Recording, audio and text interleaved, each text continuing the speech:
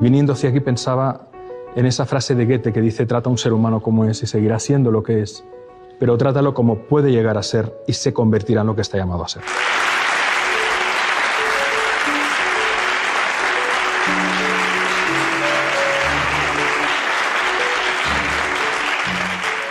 Qué bien estar aquí con tanta bella y buena gente. Es para mí un honor y una alegría sentida, sincera, porque es un privilegio poder hablar de educación, de conciencia, de transformación, de evolución, de sentido, de esperanza. Yo creo que la educación tiene mucho que ver con el corazón también, profundamente. No somos conscientes, porque no nos lo han contado, de cómo nuestra mirada condiciona necesariamente la calidad del vínculo con el otro, pero no solo el vínculo, sino las posibilidades de realización, no solo de todo ser humano, sino de toda forma de vida. En psicología se le llama a esta mirada la mirada apreciativa. Intentad recordar aquellas maestras y maestros, y no tienen por qué ser solo los de la escuela, sino, yo pienso, por ejemplo, siempre en mi abuela materna. Intentad traer a la memoria aquellas personas que os causaron una profunda influencia positiva en vuestra existencia, que de alguna manera os dieron alas, que de alguna manera eran un lugar seguro en un entorno en el que quizás, por los motivos que fuera, no había tanta serenidad, tranquilidad o seguridad. Si pensamos invariablemente en esas personas que nos dieron alas, que nos dieron confianza, nos daremos cuenta que surge ese milagro de la mirada apreciativa. Una mirada que a veces no necesita palabras. No somos conscientes de la importancia de trenzar dos grandes universos, el de la educación y el de la formación. Hay personas que han tenido acceso a una muy buena formación, pero que son mal educadas, porque no tienen corazón. Y hay personas que no tuvieron el privilegio del acceso a una buena formación, pero que son extraordinariamente bien educadas. Creo que en la escuela nos deben formar y deben complementar la educación que se da en los hogares, y creo que en los hogares debemos crear las circunstancias para que la educación florezca y complementar la formación que se da en las escuelas. Y en ambos contextos, tanto maestras y maestros como madres y padres, o los que hagan la función materno y parental, debe haber esa mirada apreciativa que dé alas. Yo observé una vez en un partido de fútbol de mi hijo, cuando jugaba fútbol, que uno de sus amigos, al cual cambiaré el nombre, era el Pichichi, hizo el cambio prematuramente. Era un niño que con 12 años parecía un hombre de 17. Y era muy fuerte físicamente y era el mayor realizador. No lo podían, corriendo nadie llegaba a su velocidad, era un gran sprinter además. Pero invariablemente en cada partido se caía y salía dañado, en cada partido. No había ningún partido que lo acabara y que pudiera salir sin ningún tipo de revolcón. Y pensaba, aquí hay un hechizo. Hay algo raro. Este niño le llamaremos Rubén, su nombre no era Rubén, siempre se cae. Y un día descubrí el hechizo. Su padre, antes del partido, en la segunda parte, cuando él entraba, para animarle, le dijo: venga Rubén, vuélvete a caer, torpón. Y a los pocos minutos se cayó. Entonces yo, como mi hijo era muy amigo de Rubén, le pedí a este señor que fuéramos a tomar algo juntos, en el mismo partido, en el bar del campo de pueblo en el que estábamos. Y le dije: ¿sabes por qué creo que se cae tu hijo? Y no te lo digo, no te lo expreso como una crítica, sino te voy a decir algo porque quiero mucho a este niño y creo que es importante que tomemos conciencia de que cada vez que juega sale sangrando, ¿no? Y me decía: se cae porque es torpe. Y le dije: no se cae porque sea torpe, se cae porque te ama. Y tú le dices: sé un sapo, como hacen los cuentos de hadas, y se convierte en sapo. No le digas que se caiga. No, es que para motivarme a mí, mi padre me decía eso. Se concentraba en lo negativo. Digo, bueno, es un estilo, probemos otro estilo. Dile: hijo, sal, corre y disfruta. Marca muchos goles. Y no hace falta que te caigas. Si te caes, yo te curaré. Pero no hace falta que te caigas. Le estuve explicando en qué consistía la mirada apreciativa, el efecto Pigmalión. Le cité la frase de Goethe. Y palabra de honor que Rubén no se volvió a caer.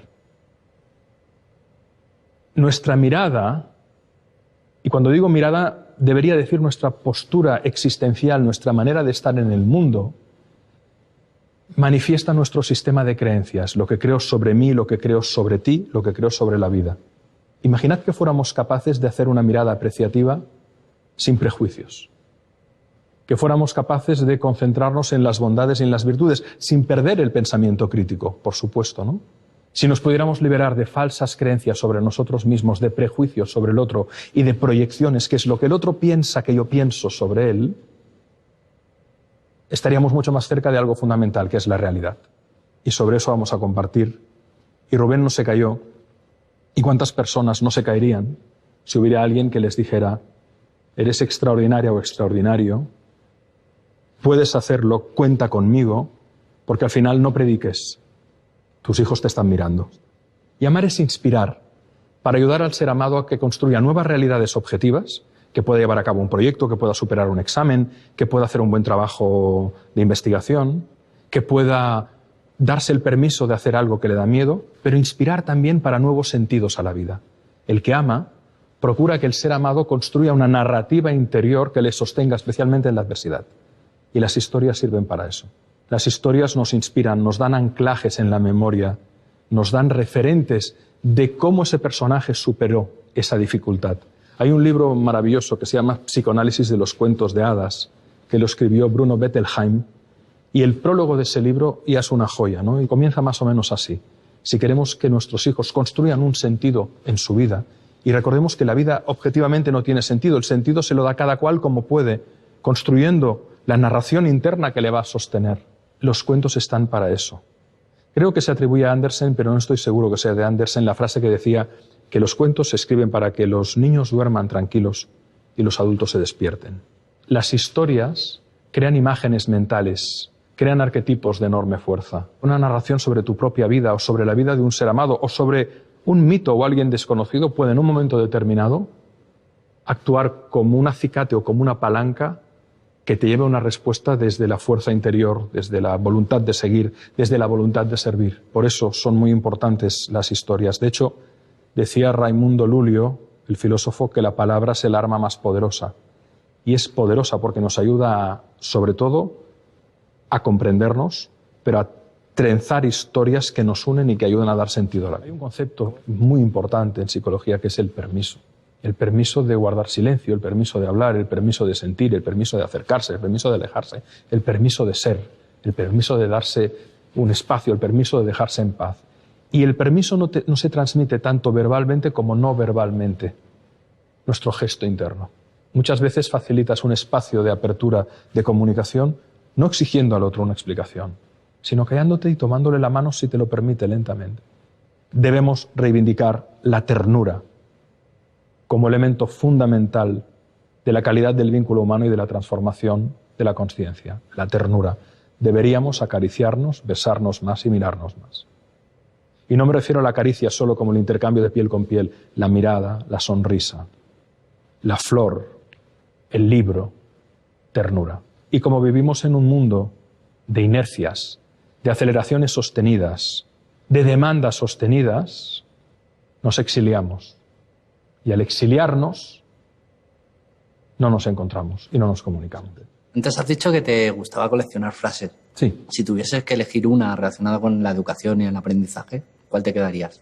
Pues mira, hay muchas, pero por ejemplo Antoine de Saint-Exupéry, el autor del Principito, tiene una maravillosa que dice: si queremos un mundo de paz y de justicia, debemos poner la inteligencia al servicio del amor.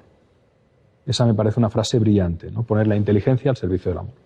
Creo que era Marcel Proust que tenía un aforismo maravilloso que decía: aunque nada cambie, si yo cambio, todo cambia. Y eso tiene mucho que ver con la educación, con la transformación, ¿no? Cómo la realidad es la que es, pero tu cambio te lleva a percibirla de otra manera, a ver nuevas posibilidades, a crear nuevos vínculos, ¿no? Hay tantas frases, pero te diría que estas dos. Y luego me gusta mucho una frase de Virgilio, el poeta latino, que reza: pueden porque creen que pueden.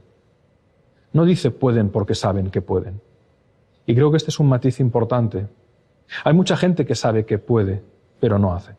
En cambio, hay gente que le han hecho creer que quizás no podía, pero en un ejercicio de transformación interior han cultivado una enorme confianza en sí mismos, han experimentado, se han arriesgado y han podido. Yo creo que hay una diferencia enorme entre saber y creer. Todo el mundo sabemos que nos tenemos que morir, pero casi nadie se lo cree. Quien se lo cree porque le ha tocado la muerte cuando no toca y como no toca, vive la vida de una manera muy distinta.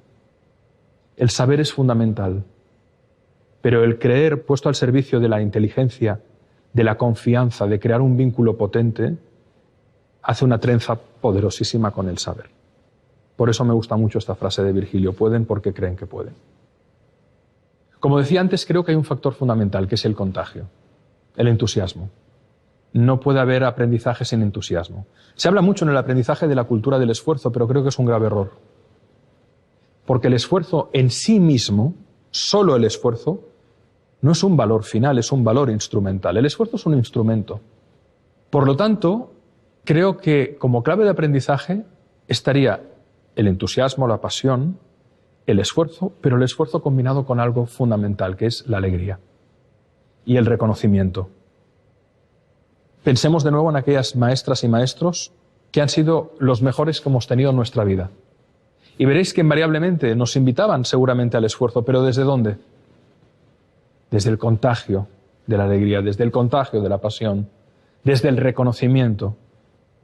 Bonita palabra, reconocimiento, porque no implica solo valorización del otro, sino reconocer, volvernos a conocer continuamente, liberándonos de prejuicios, de imágenes proyectadas. Y creo que esa combinación, ¿no?, de entusiasmo, pasión, esfuerzo, alegría, reconocimiento, son claves del aprendizaje.